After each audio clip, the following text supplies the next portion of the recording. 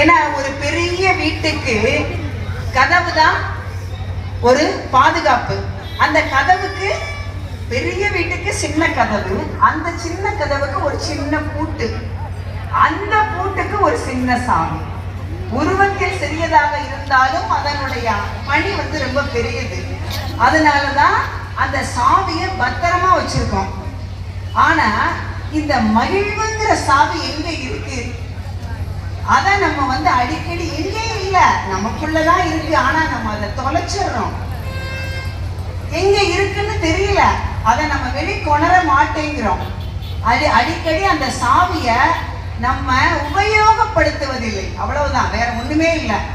அந்த உபயோகப்படுத்தாத எந்த ஒரு பொருளும் நாளடைவில் உபயோகமற்றதாக போய்விடும். இப்ப வீட்டு சாவியவே நம்ம அடிக்கடி திறந்துகிட்டே இருக்கோம். எங்கேயாவது